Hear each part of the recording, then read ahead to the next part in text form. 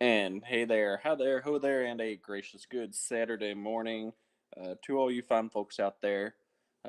For you regulars, you may recognize that my voice is not Paulie's. He's dealing with some issues with Spectrum and internet right now, so unfortunately, we're going to be running on a four-person crew without him. I've got Daryl here with me. I've got Case, I've got Jeff, and then myself, Jared. So we're running with four today. Plenty of basketball to talk about. Some good basketball, some unfortunately not so good basketball in there. We got a little bit of softball to hit in the mix. Pretty fun-filled show for the day. We're going to keep on moving to help with the timing. The lady who may need a little bit of help on her bracket we've got today is Daryl Faust. How you doing, Daryl? Good morning. I've currently got a cat yelling outside the door right now, telling me she has thoughts. So if you hear those cat scratches up against the door, she's fine. She's just dramatic. But she's also upset after yesterday's games. So we have plenty to talk about today. Oh, you and me both upset about the result of a certain game yesterday. Also, kind of heading behind the scenes right now. We've got Case. Case, how you doing today? I'm doing all right. Doing all right. I had my family over for game night last night and had more to drink than I've had in a while, and so this morning's article write was unpleasant for many reasons. The most pressing reason being that I think that was the fifth basketball loss in a row that I've written. So Yeah. tons of So fun. they've been on this alternating win lose thing, Yeah. and that means it keeps falling on. Yeah, Yeah. that sucks. It's been great. So your Yeah. My favorite thing to do is write losses. sounds like your beverage consumption was to help ease the pain of the loss. Yeah. And that other voice you just heard a minute ago in there too is Mr. Jeff McAdams, and I think he's got his new laptop and system all figured out. How you doing, Jeff? Yep. Yep. I think it's pretty much a few little annoyances here and there that I'm trying to sort out, but I don't think it's anything necessarily with the hardware. But some of the software that I'm running on it is a little flaky, doing weird stuff. So, they'll sort it out. It'll get better over time. The hardware's great. I love it. Um, yeah. Well, Other Linux stuff. is Linux is famous for its user support. Yeah. It, Well. it, it Yeah. For sure. definitely there's all kinds of assistants out there, and you don't have to do everything yourself on that Yeah. Well, I've got stuff like stick-built operating system. yeah, like OBS is not remembering all of its settings from when I shut it down and started it up again, Well, and I OBS think does it's that anyway. well, yeah, but that's the type of stuff I mean. It's nothing to do with the hardware. It's the laptop's great.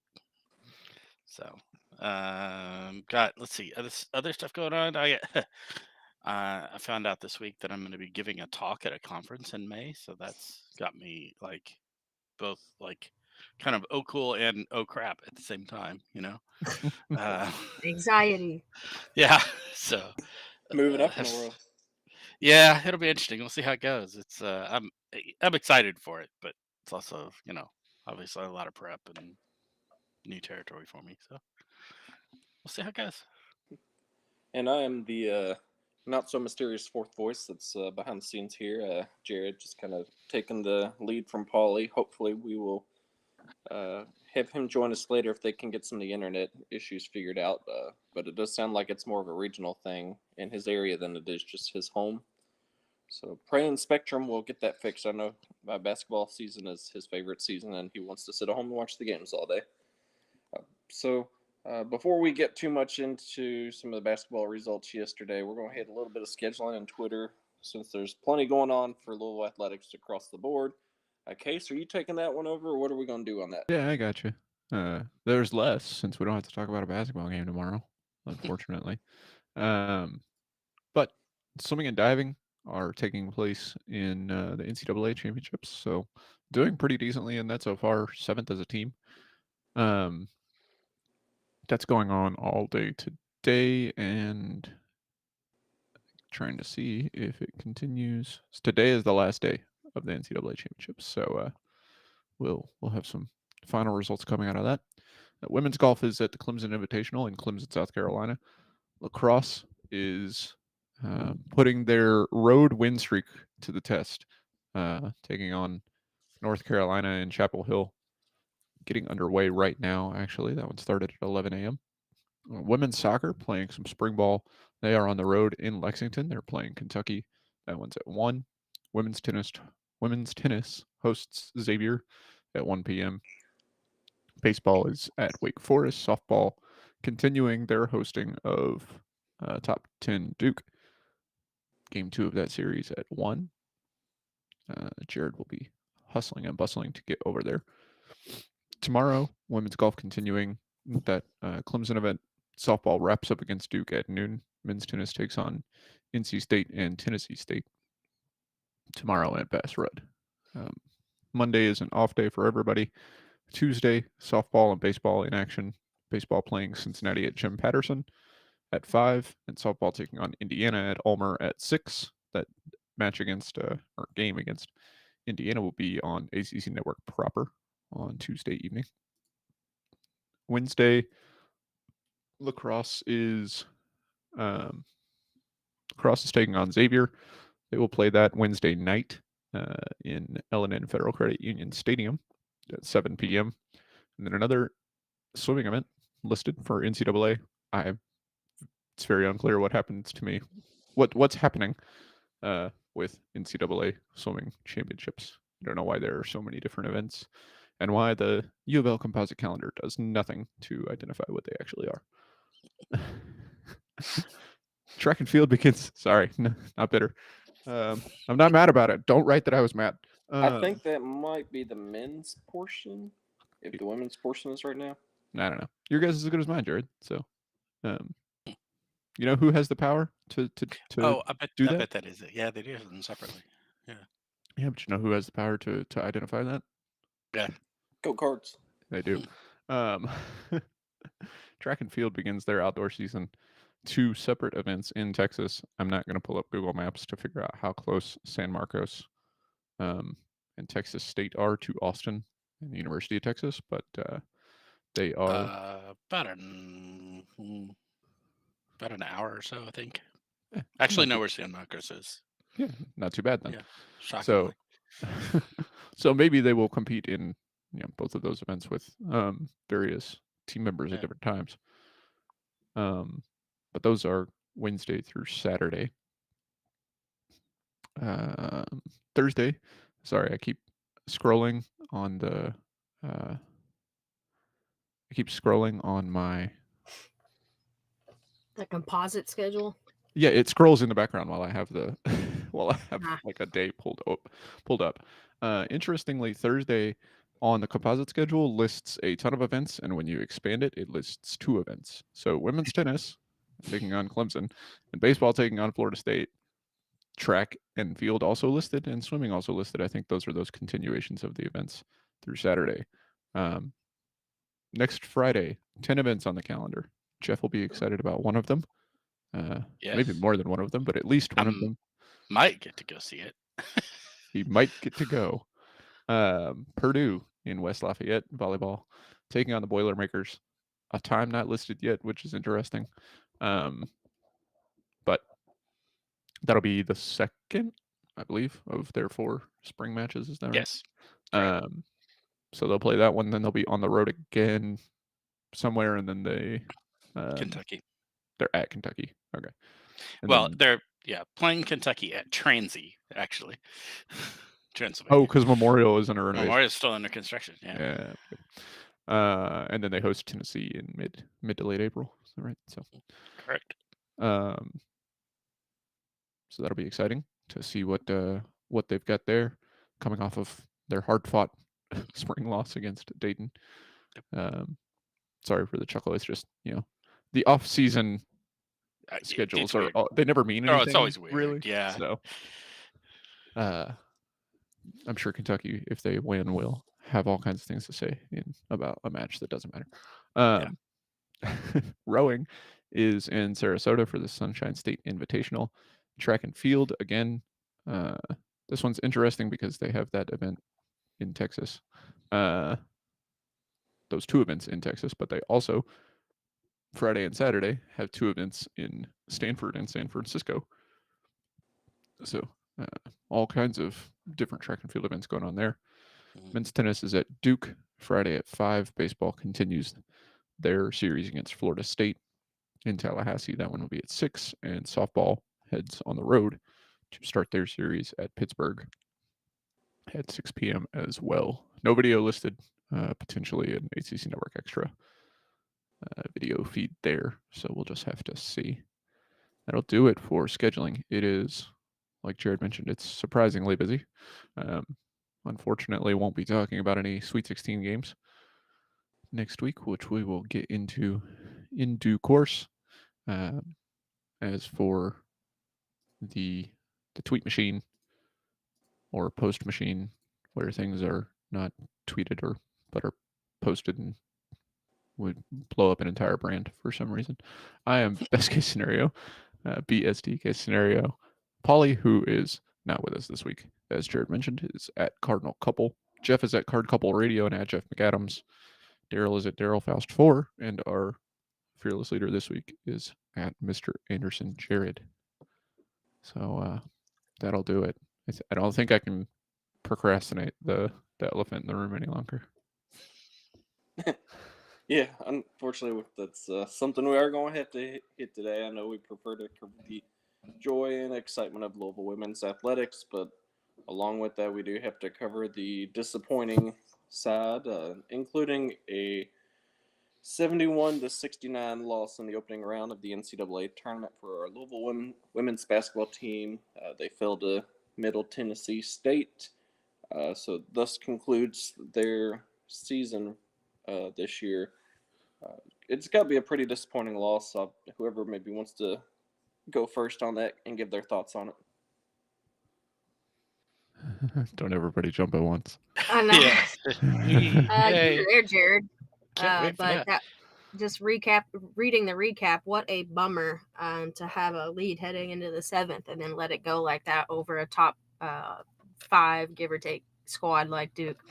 Oh, she's skipping basketball. She's going straight to softball. She says, I'm I not doing thought it. you said softball. She says, I'm not doing it. I'm not doing basketball. I thought you said softball. No, we're on basketball first. 71-69 loss to Middle Tennessee. I blacked out. See, I don't even want to talk about it. You and me both. Repressing it, yeah. No, we didn't play a game yesterday. No, not at all. I mean, we only played about 15 minutes.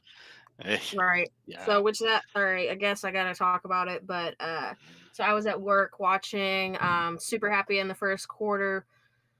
I was at work by myself, so I'm sure all the neighboring offices could hear me clapping and screaming. I had a few people stop by, ask me how it was going, and I was confident after this team had some time off after the ACC tournament that I thought that they would do some soul searching and have some of their conversations again, just trying to get this team back on the same page. And I did the preview for it, so I got to explore a little bit about our opponent. But if you've been a Louisville women's basketball fan for the last few years, you know that this opponent is pretty familiar, and it's always a hard one. And the last couple of times we've played them, it hasn't gone in our favor. So didn't like this draw to begin with. I don't understand how an undefeated conference champion who hasn't lost a game since December gets an 11 seed.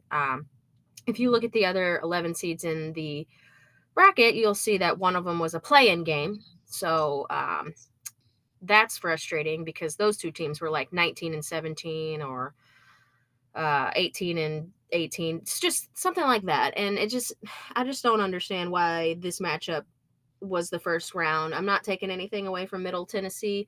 I think they were better than what they were given, which was an 11 seed. So sucks for us. I just think that the committee knew what they were doing by putting the two squads together in the first round.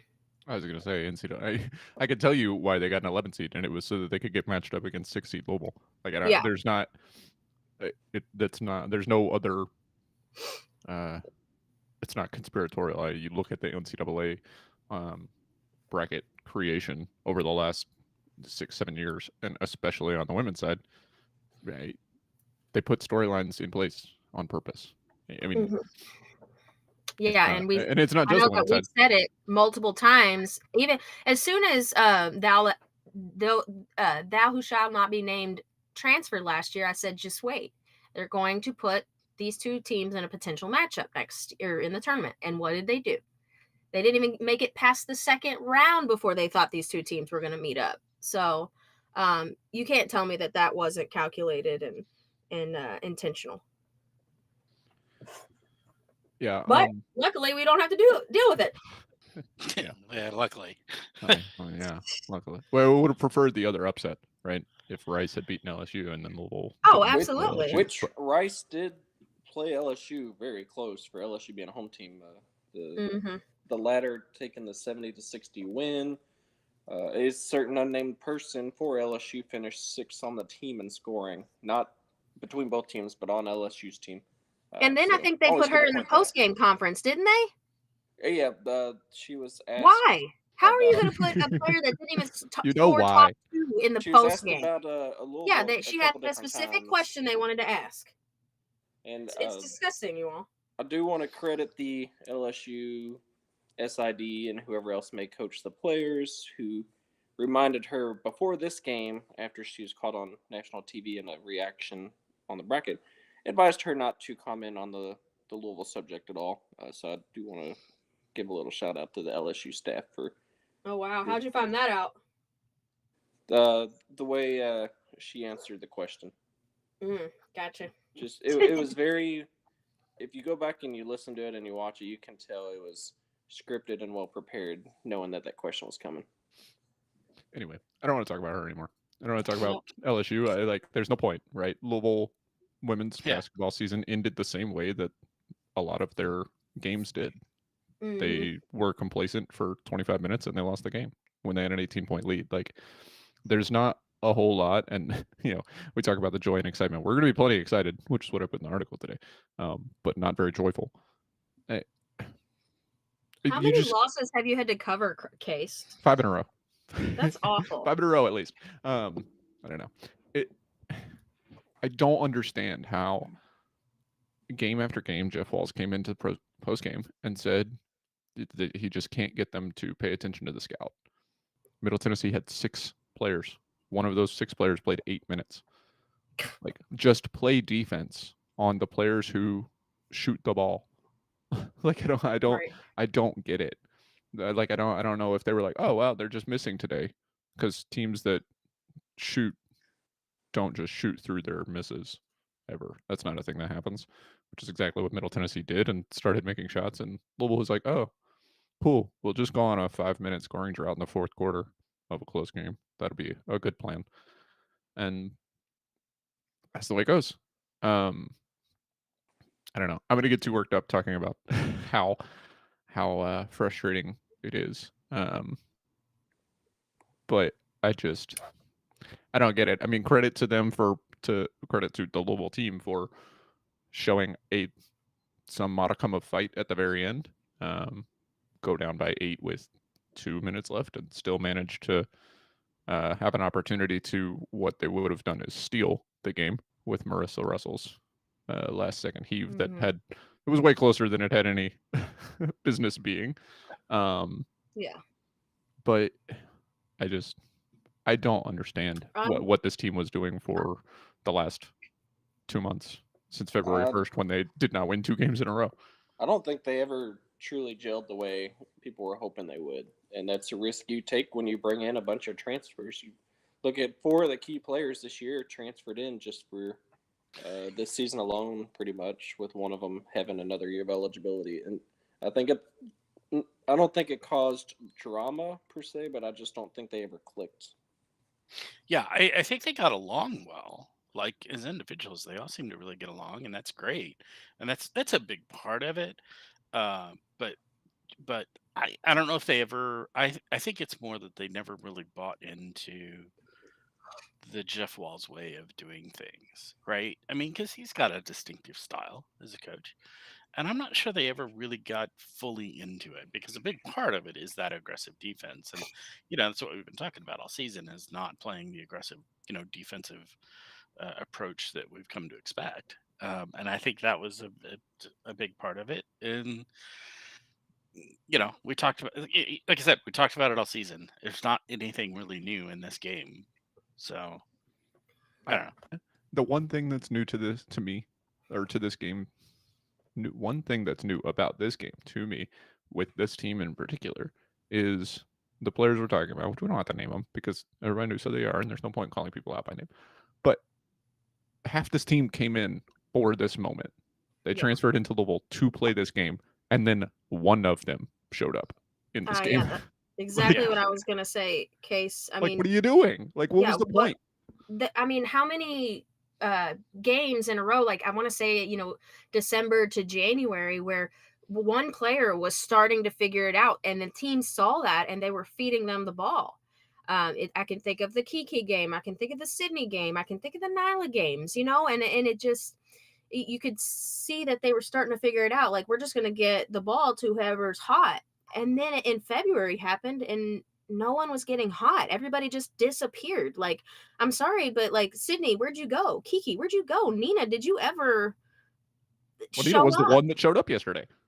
Barely. She had 5 turnovers, and there in that key moment with a couple of minutes left, she threw the ball straight out of bounds. Oh yeah, that was Like, what is this? Like, what? She had a great game. She was hitting her shots, but she was not defending Savannah Wheeler at all. Like, I just don't understand how she kept getting open like she did. And then Jada Curry, I'm 2 of 10. She just gets so upset, and she was getting called for fouls, and she just couldn't get over it. So it bled into the rest of the game. Yeah. Well, I put it in the text and I put it in the article. The game ultimately, once Louisville started getting down, and the game started or not even when they were getting down. It was when the lead started to slip away. And the fouls started racking up. Yeah, they did the same thing they always do. They devolve into bad defense, which led to more fouls, and then hero ball on offense.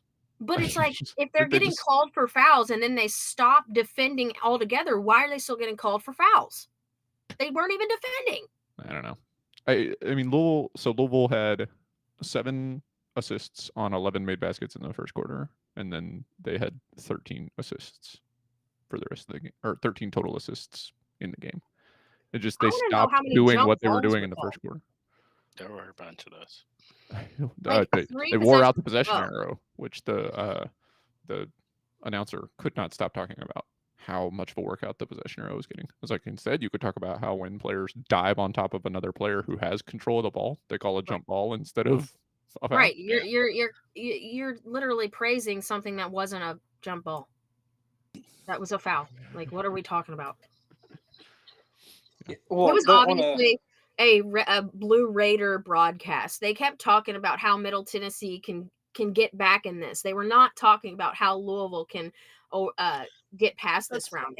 That's some degree that's things that I'm talking about. Yeah, to some degree that's just being an underdog, though. Underdogs get that.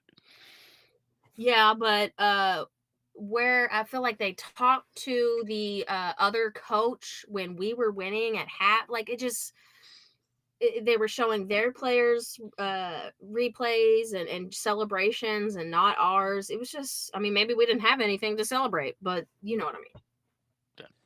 Yeah. I certainly don't want to put the blame fully on the officials, but that didn't seem like they helped Louisville's case in any way. I mean, Louisville couldn't shoot to save their life, and Louisville forgot how to play defense, or never learned how to play defense this year.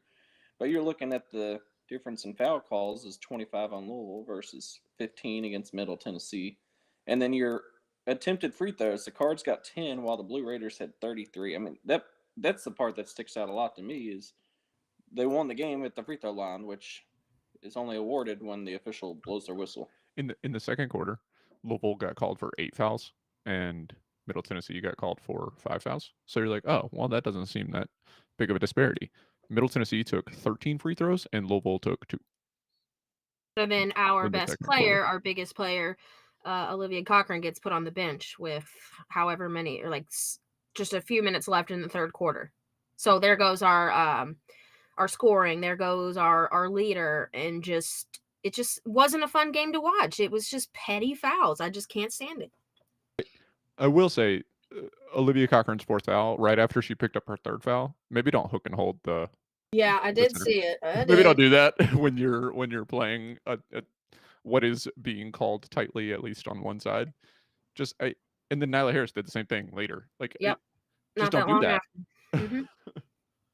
Yeah, but sometimes I think that's It could be the other player keeping her arm down, making sure they stay hooked, Yeah. Squeezing her arm against her side so she can't pull her arm out, that Yeah. kind of thing. It's, I don't know, guys. This is just, I was in a terrible mood. I had planned on going to the softball game after with our work people.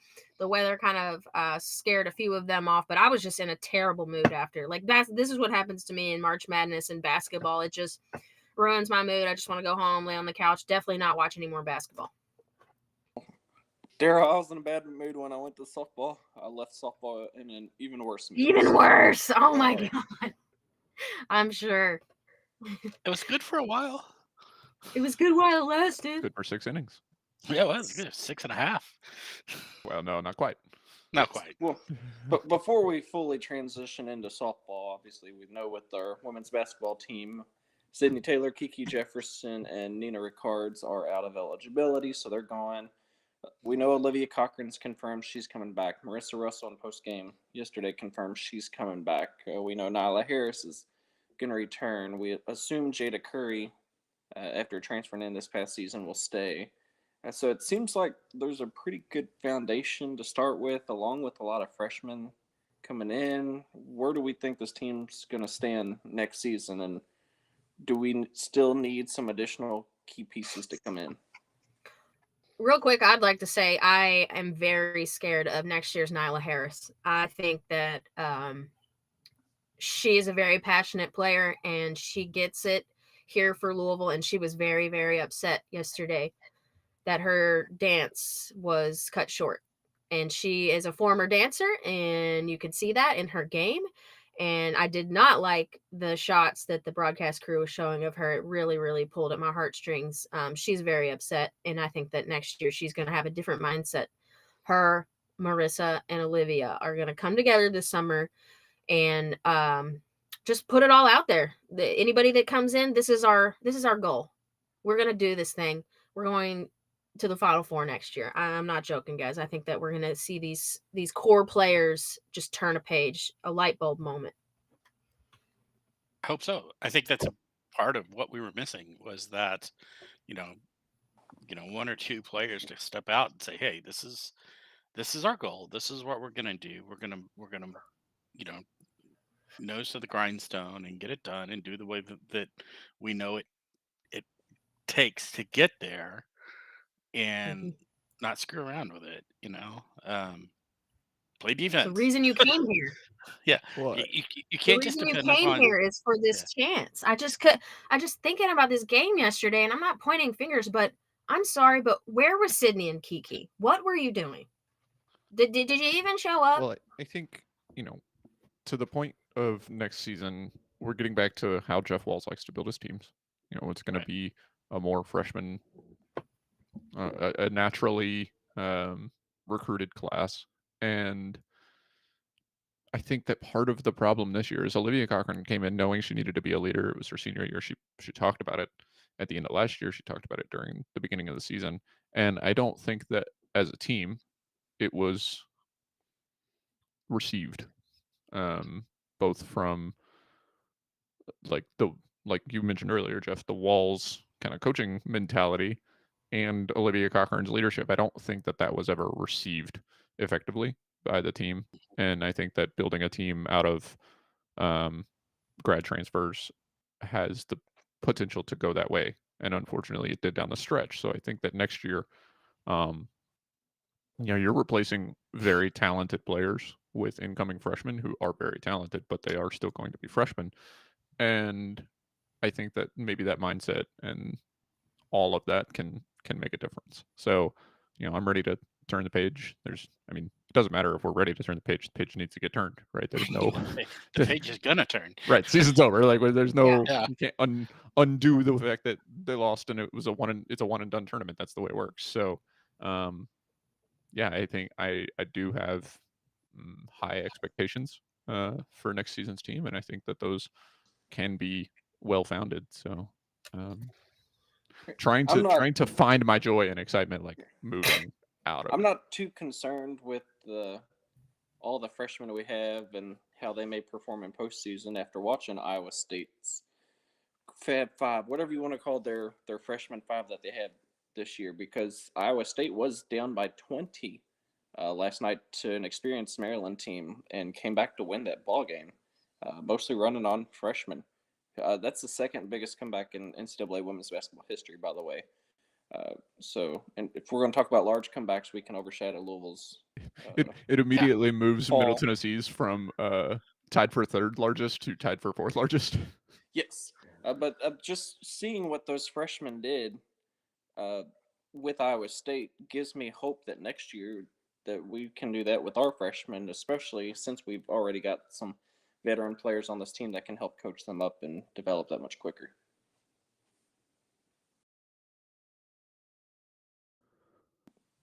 I think we've lost some folks there.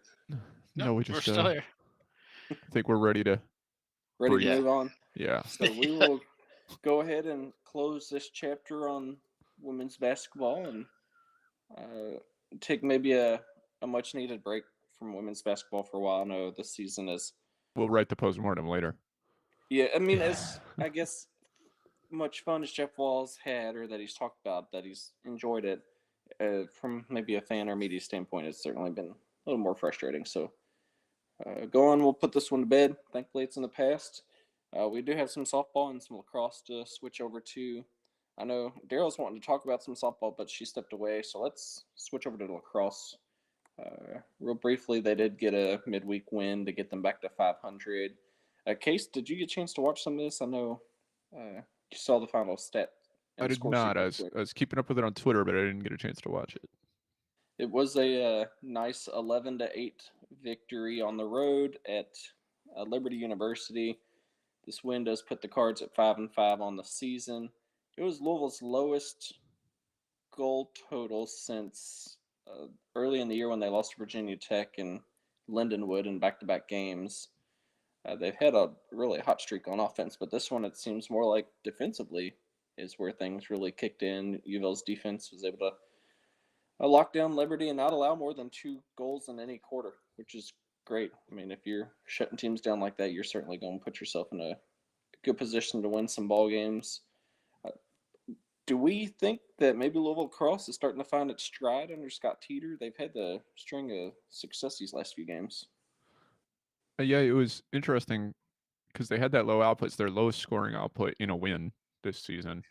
You look at Liberty, and I think a lot of people would look at this game and say, well, they were 3-5 entering the game. What do you really can you draw a lot of conclusions from this game? But if you look at Liberty's opponents, they opened the season against Virginia. They lost 14-6. They next played North Carolina and lost 19-6. Okay, 2 top 15, 16 ACC teams. But that's a tough go at the beginning. They beat the tar out of Longwood for their first win of the season, and then get to host number 18 Richmond and take another loss, and then host Duke and take another loss, and then host Pittsburgh. I don't know, how do they get to play all their games at home? This is wild. They host Pittsburgh and they got a win. So not that Pittsburgh is one of the world beaters in ACC lacrosse, but still 20-17 victory there.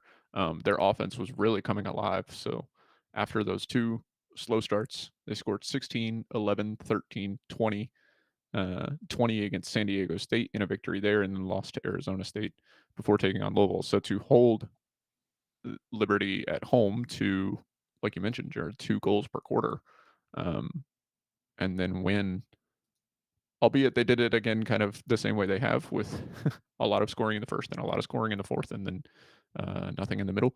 But I do think I think they're definitely finding their stride this season. Whether we can say that is a larger trend that will span multiple years, obviously we won't know. And hopefully, depending on how today's game goes, hopefully they don't kind of hopefully they don't slip as a result. Like, I wouldn't want to see them struggle and lose confidence and start to fade away if they have a tough result today. Yeah, an Nicole update on Proney. Oh, go ahead, Jeff. today's game, since it's going on right now. It is just about to go into halftime. North Carolina does lead, but it's like 7-5. It's it's a reasonably competitive game here. So, and again, North Carolina they're showing them as a 12 rank. Yeah, it's a good team. So one of the powerhouses in lacrosse nationally, traditionally, and well, now the scoreboard just changed to 5-6. So I don't know what's going on there, but it's a close game regardless against a very good team. So with the win against Liberty, do want to also credit Nicole Proney. She gave us a little bit of a scare there at one point, going late in the game and still having not scored. Well, we got to the fourth quarter and she did continue her scoring streak, which is really nice. And it came at a key moment. The Cards were only up 7-6 at that time, and her goal helped propel a 4-0 run to build an 11-6 lead with about 9.5 minutes remaining, and the Cards were able to hold on to that win. So certainly want to credit her and the super senior and everything she's been able to accomplish as we start to get down to the back half of this regular season. We will certainly keep a close eye on how they're doing against North Carolina. But even a loss, if you can consider it a close loss at North Carolina, I certainly won't be disappointed or mad in any way, just due to the caliber of that program down there. I do believe we have Daryl back with us now, so let's switch over to some softball. Daryl, we have unfortunately a couple losses to talk about here, going back to the midweek game walk off, and then last night's 3-2 heartbreaker. Oh my gosh, 3 heartbreakers in a row. I can't deal with this, guys. And I thought this was supposed to be the joy and excitement, and I'm just bummed and unhappy. Bummed and not entertained. Anyways. Joy and excitement. She's like, no, sadness and dullness. So yeah, let me pull up midweek. I had Duke up, but it was the Miami, Ohio. Oh game. yeah, on the road. Gosh. Yeah, you gotta get those ones. I don't know, guys. I'm just. It's been a rough week, for UofL sports overall. So yeah, two wasn't a walk off against Duke, but two just come down to the wire losses for this program after starting pretty good on the season, struggling to find a conference win, struggling to find a few wins in a row, but just letting that one go on Wednesday, I think it was, at Miami of Ohio, just ones that you're going to look at the end of the season and be like, man, we had that. Like, that's just going to be, hopefully it's a lesson that they could move forward and get that next opportunity where that comes down to the wire, it goes their way. But as we saw Friday night against Duke, that did not happen as they let that lead slip. Just quite the bummer. And Jared, thank you so much for being out there and getting the snaps and keeping our bracket challenge together. I envy you and your energy. It's very impressive. Yeah, I think we should credit on yesterday's game. I didn't follow too much the midweek game because it wasn't streamed. I couldn't watch it. But in yesterday's game, let's remember this is a top 10 team that we're playing against here. So it's True. the outcome we had was, coaches don't like to talk about moral victories, and I'm sure Holly April's no exception on that, and would not respond well to call it that. But in some respects, man, that was a pretty good game against a really good team, and that's encouraging. We've got 2 more games against them this weekend. Let's True. see how we do. If we can play that competitively with a top 10 team And steal in one the win? yeah, let's it's at least still 1, hopefully 2. That's encouraging. So True. we'll see how it goes, but And And last week, Virginia Tech, that wasn't an easy opponent either. So I mean, the Cards No. are playing really good teams. Don't forget to sandwich the Cardinal Classic in there, where Louisville rallied to beat Illinois last Right. Sunday. Mm-hmm. True. There are, I don't want to say complaints or concerns, but there's certainly some frustrations with the offense yesterday. You've got the first inning, you were able to score a run, but you've got a runner on second, and then two of your top hitters both struck out back to back to end the inning.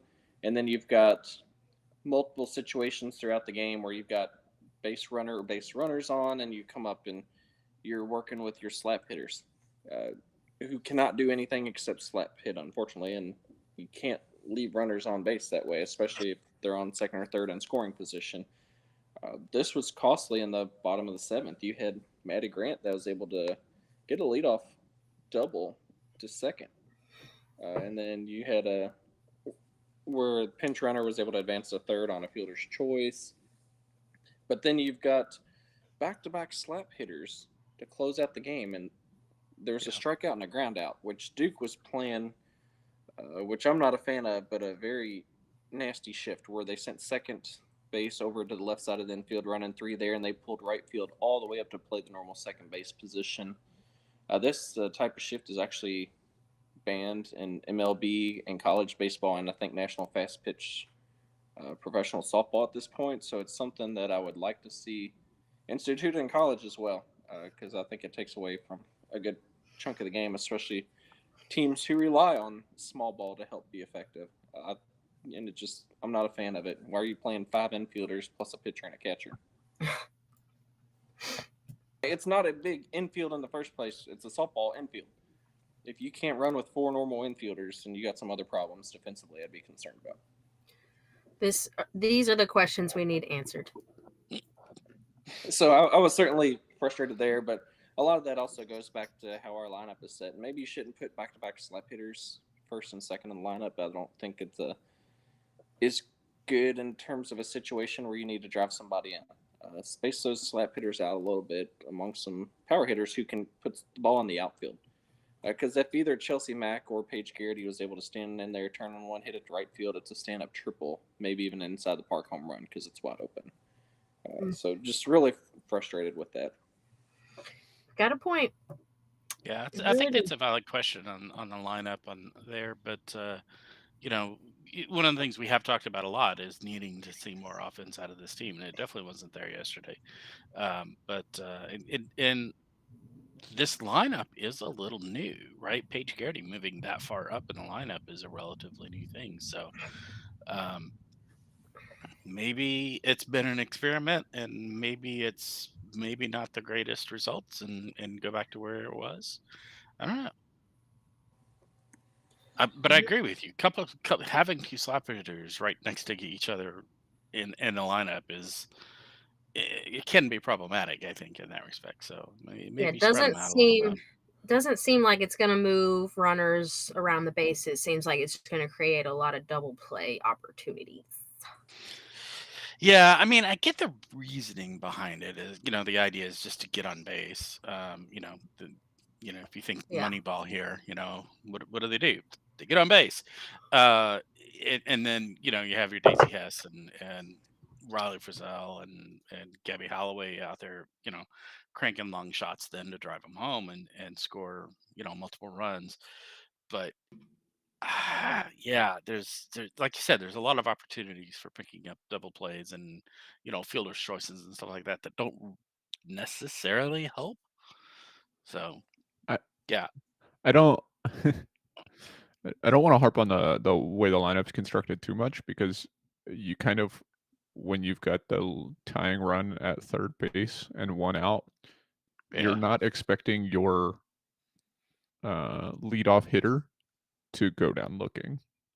Yeah. So there's that. Whether she's a slap hitter or not, you're kind of thinking, I don't know, maybe take the bat off your shoulder in this situation. Because when you've got a runner at third and it's the bottom of the seventh, you aren't worried about anything except that runner trying to get home. Put the ball in play. Like, you can't win the game if you don't tie the game. And that's not the opportunity. I mean, I get what Mac like Mac is doing, right? She's trying to. It's a 1-2 count. She's trying to get another ball. Maybe she gets a better pitch. You can't watch it. You can't watch yourself strike out there, and If it's that's a close, you got bigger to swing at it. exactly. That's a bigger sin than having two slap hitters open the lineup. But I mean, we want to talk about coaching decisions. I think that the one to talk about would not be the would not be the lineup creation. It would be what led to the consternation with the location of slap hitters, which is leaving your starter out there to face the lineup for the fourth time and giving up a 2-0 lead in the top of the inning. I don't get it. I don't get the choice. Zabala had been fantastic. I get it. I get that, right? She only gave up 3 hits, 2 walks, no runs through 6 innings, but it's a top 5 team and the top of their order is coming back up and they've already seen her 3 times. So when she walks the person to open the inning, maybe that's your sign that you put somebody in. When then there's a bunt single to follow that up, and now there's 2 runners on the time. Once the tying run is on base, you can't just leave Zabala out there and say, "No, yeah, you're going to work through it," because she gets an out and then she gives up a run, and then you still leave her out there. I mean, the fascinating decision making in the top of the 7th to me. There was maybe a couple pitching / fielding concerns that were going on. Zabala did have 4 players that she hit by pitch. The first one, don't think the player got hit. The batter reacted very confused when the umpire told her to go to first. Yeah. So I'm not going to call that one as a hit by pitch, but 2 of those others came down. Not that it really rained heavily at any point, but the heaviest part of the rain we did get, 2 of those batters were hit in that stretch. So maybe a little concerned with just controlling the ball with how wet it was. And then that 7th inning, there's a pretty hard hit ball hit over in the third base area. And third base has been a very weak and struggling point for our defense this year, and that gets to the outfield, scores that first run. Maybe if somebody else is at third, that ball gets knocked down, and either you can get the force out at first, or you just keep a runner from going home and put yourselves in a better position for a forced out. So both of those might be a little bit of concern as well.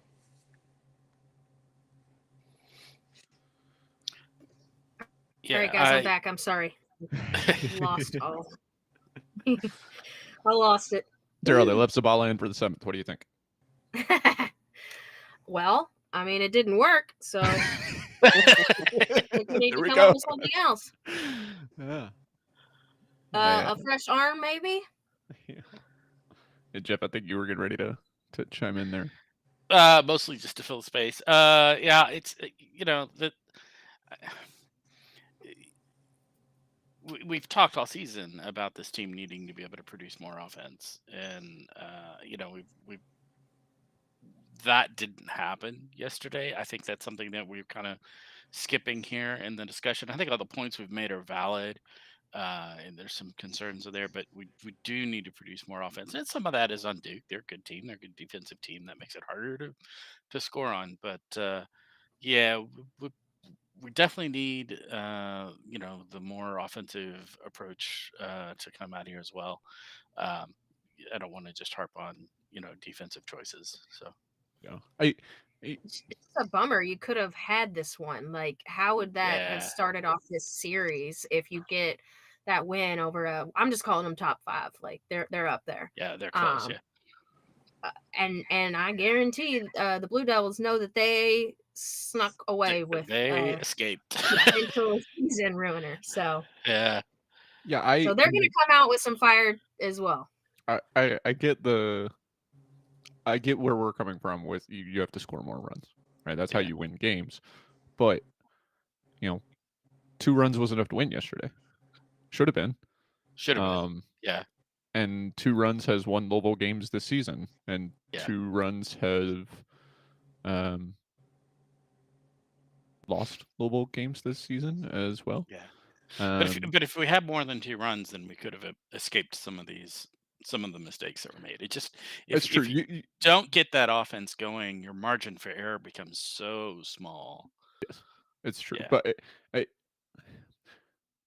I mean, consider that they score 6 runs and they lead 6-4 entering the fourth or entering the seventh. You're still in the same position.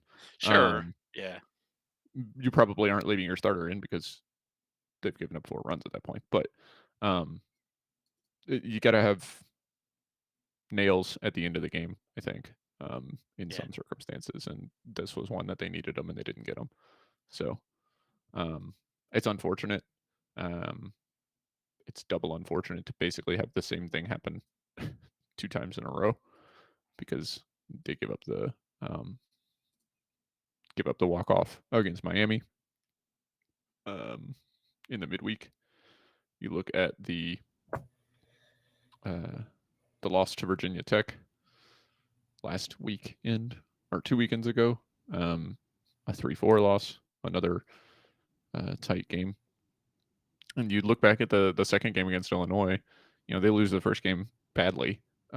Second game comes down to it, and you win 5-4. So Louisville can win close games. The last 2 games, it's a very different team if we're talking about them being, what would that be, 21-9 with a 4-game win streak, including a win over a top 5 Duke team. But now we're talking about 19-11 and still haven't picked up a conference win, albeit, their conference season is young and they've started with a series against Virginia Tech and then a series against Duke. So yeah, but it doesn't get any easier. You still got Clemson and Florida State. Yeah, it's true, but this win or the win against Virginia Tech at the end of that series, Louisville's in danger of being 0-6 in conference, and that's not an unrealistic expectation at this point. You kind of needed that win yesterday, and I think that the team should have known that. And I think that the long season that softball has breeds some, I don't know if complacency is the right word, but some a lack of urgency. Just because the season has 40-something games doesn't mean every game shouldn't be urgent. Because that game yesterday, it mattered. It doesn't seem like it mattered because of how young the season is, but a win there puts the team on a very different trajectory, I think. So, I mean, we'll see. Maybe they come out and they still win the series, like they win today and tomorrow, and still win the series. And this was for nothing, but I don't know.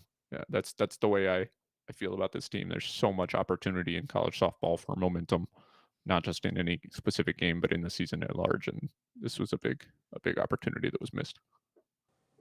You do bring up a good point on kind of hitting it. How does the team respond going into today after losing that heartbreaker in the last inning? I mean, you can go one of 2 ways. You can sit down and give up because you had a chance yesterday to win, which is what I want to just call out and say that's a loser's mentality if you go that route. Or you can look at it and say, hey, we held Duke this close and almost won. Let's go out and let's do it again because we've got a good shot and then we can beat them.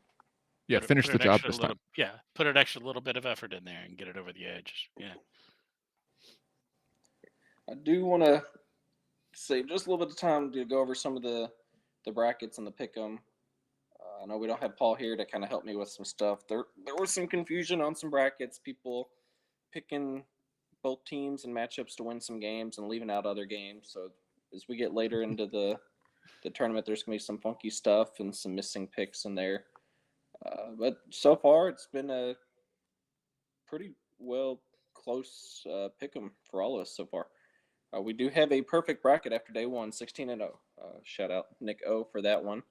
And hot on Nick's tail is Blue Lou, 15-1. Anti shout out to Nico. Because that means he picked against Louisville. Picking against Louisville. Hey, in all fairness, picking against Oh, Louisville. really? I understand, but I was extremely close to picking against Louisville too, and my heart couldn't do it. I can't. I mean, I just it's not just picking against Louisville as a Louisville fan. Something we didn't talk about when we covered the game. It was Jeff Wall's first ever first round loss. Yeah. How do you can't pick? I mean, you look at teams, you look at how they perform. I mean, I made fun of some people in in bracket groups that I'm in. I said, if you pick BYU on the men's side, you deserve what you get. They've lost 5 first round games in a row. So that just kind of is what it is. But it's a real thing. Teams' NCAA performances, coaches' NCAA performances, they're a real thing. And to be able to pick Jeff Walls' first ever loss when he's 14-0 in the first round, It's gutsy. yeah. I mean, now Very true. that duck is broken, right? Like now you could Yeah. now somebody can pick it whenever because it's not as untouchable. It's just like whenever, who's going to bet against UConn to lose when they win 70 games in a row, right? Mhm. It's nobody does that, but eventually it happens. So, congrats on getting that pick, but that's tough. Boo you. Yeah, moving down the rest of the bracket, we got a few here checking in at 14-2. Ken Stark Sr., Perry Sosh, Wahoo Card. I wonder if they're from, now that I've got stuck in my head, from Jerome from volleyball, Wahoo, Nebraska. I know Jeff can appreciate that one. And then we've got Yep. Thomas and I Karen suspect J. it's at a 14. UVA fan though. Yeah, I've thought about that too. Yeah. Yeah, Card. Daryl, Yeah. one of your coworkers and your fiance are doing pretty well with 14-2, and then we've got quite a few sitting at 13-3. Paulie, Case, Jason, Katie, Jeff, and myself.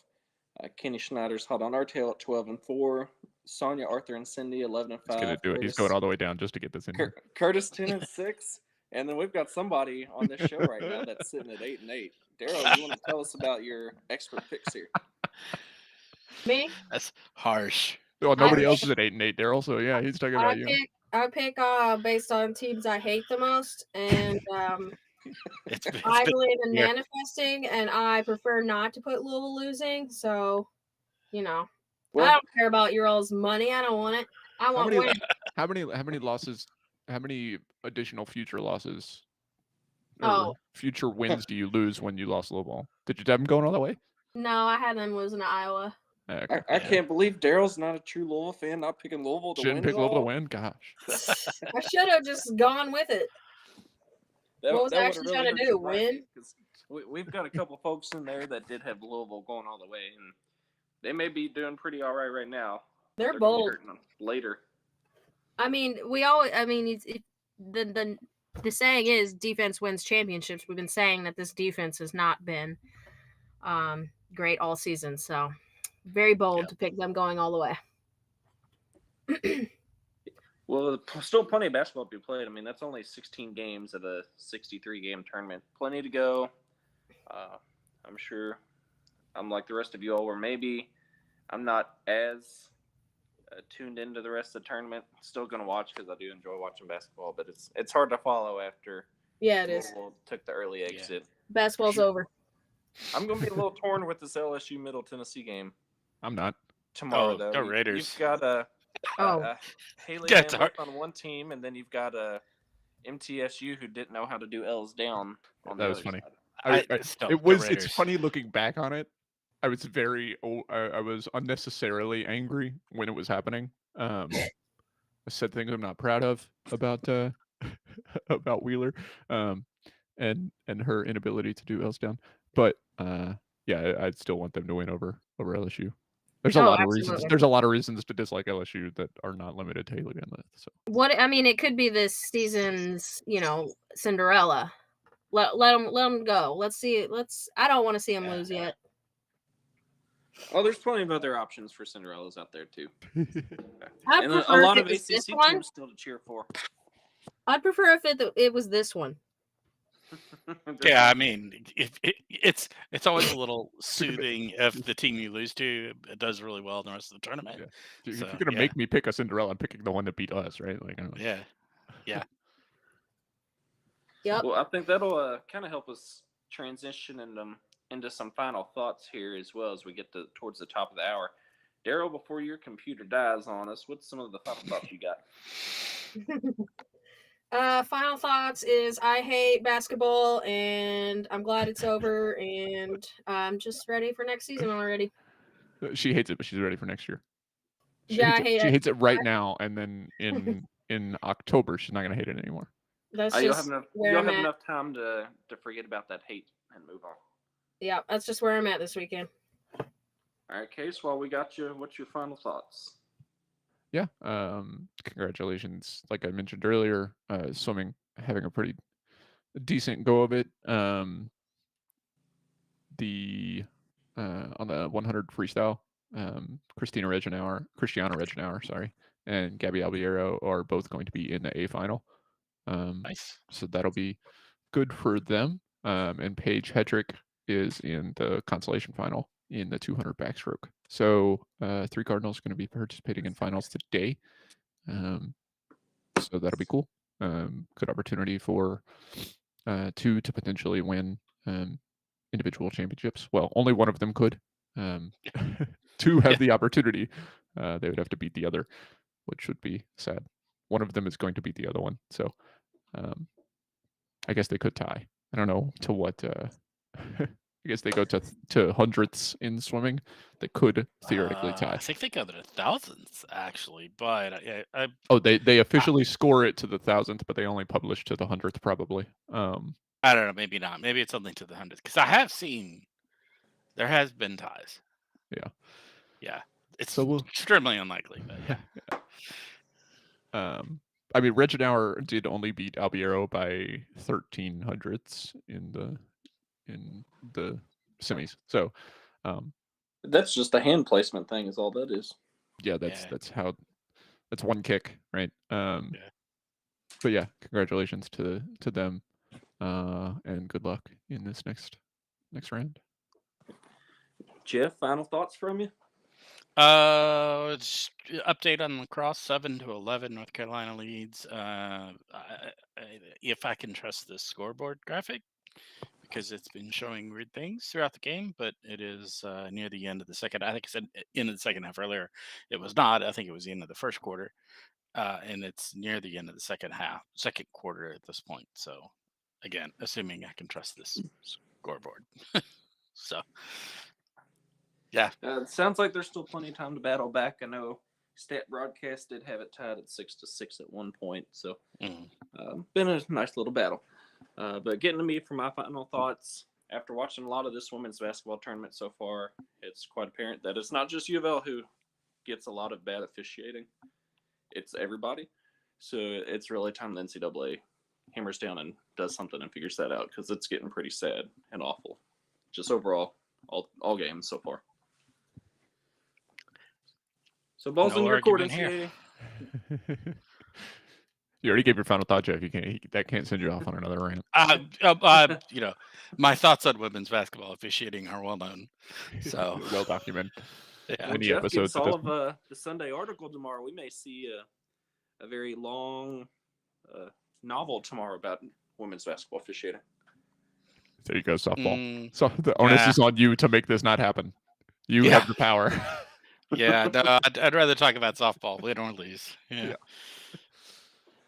Well, we have reached 12:03, so just a couple minutes beyond, but we certainly want to thank everybody for tuning in today. Plenty of stuff going on with Louisville sports this week to follow, so we certainly hope to see you tuning into some of these games. Happy Saturday and go Cards.